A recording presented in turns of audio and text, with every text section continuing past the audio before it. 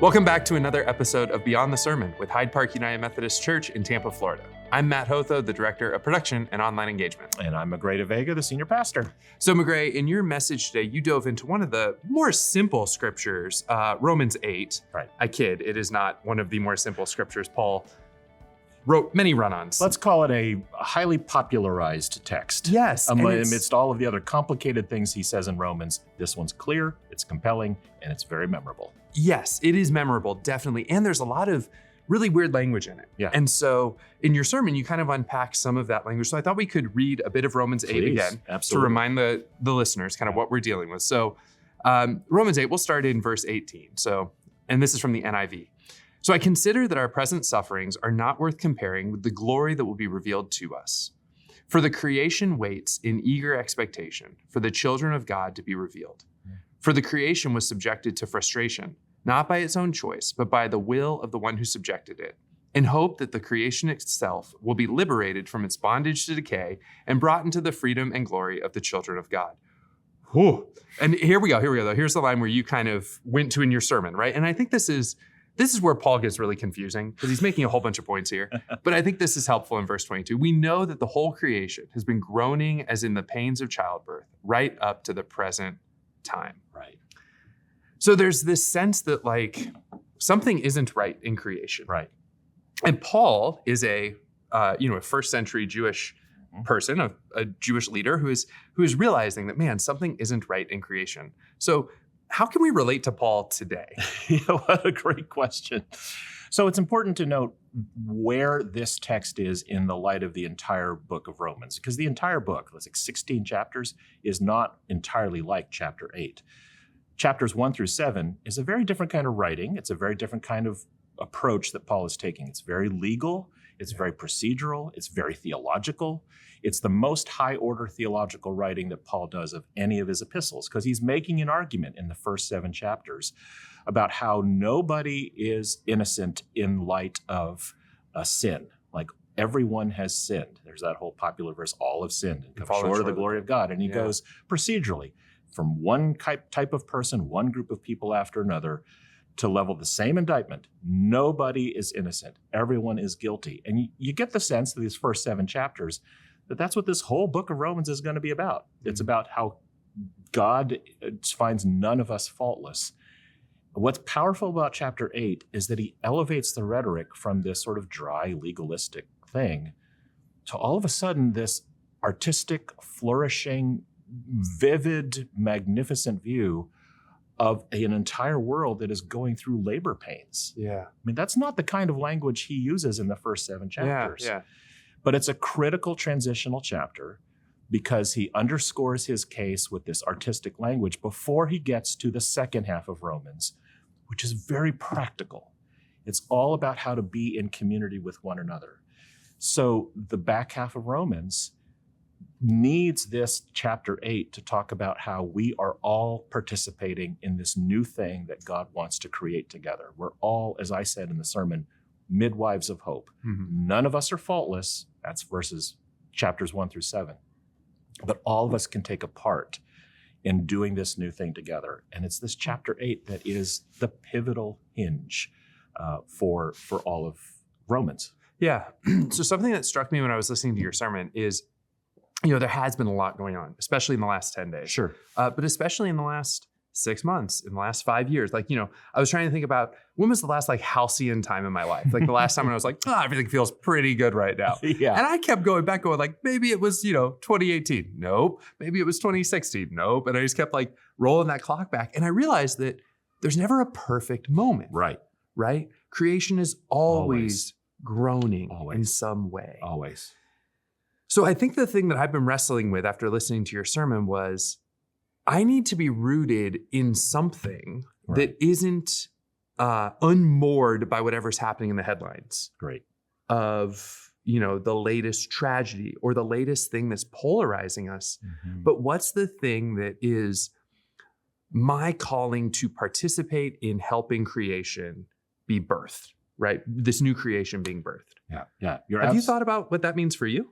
Well, I'll begin with where you began, which is to note that in the grand scheme of my own life and in the story of humanity, There has never been a moment that has been this sort of utopian vision of peace and wholeness. Yeah. Like even the Garden of Eden did not end well. And so the story of the Bible reminds us that the story of humanity is such that there's never been a moment of perfection and wholeness and love.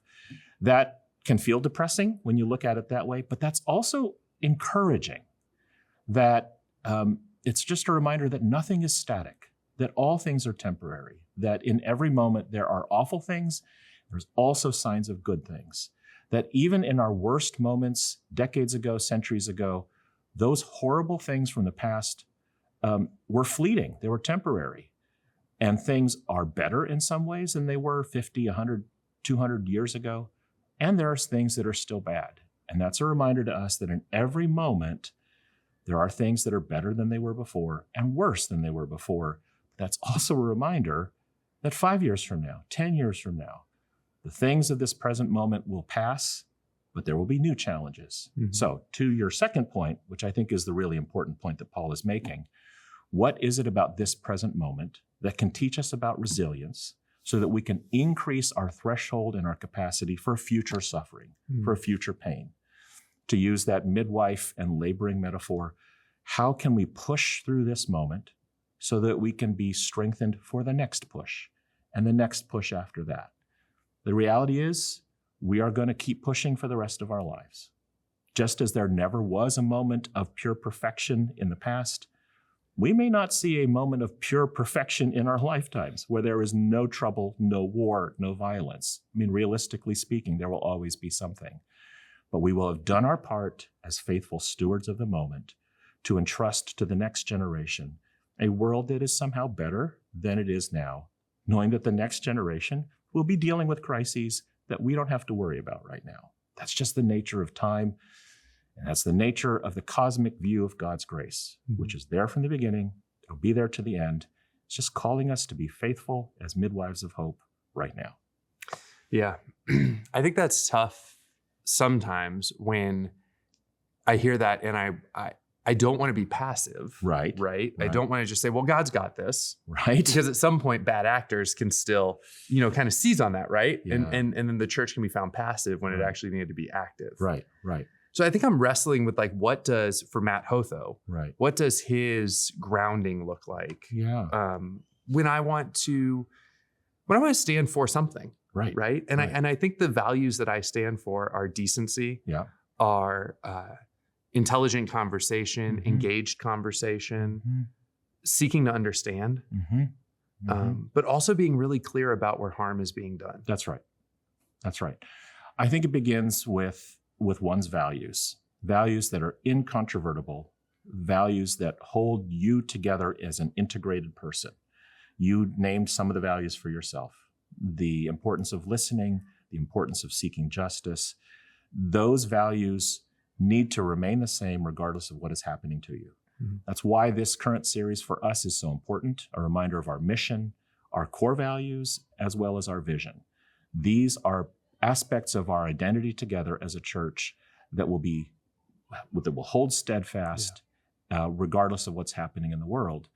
I will also say, just to throw in once again a little bit of Greek philosophy in terms of Stoicism. I've said this before so many times, but it's just the thing that is holding me together right now, is that in the first century Christian world, it was heavily influenced by the Stoics, who espoused 4 values, 4 virtues is what they would call it, that held their life together and that actually impacted early Christian thinkers, perhaps even affected Paul himself. Those 4 virtues are, number 1, temperance, which is moderation, not given to extremes, but balanced in all things.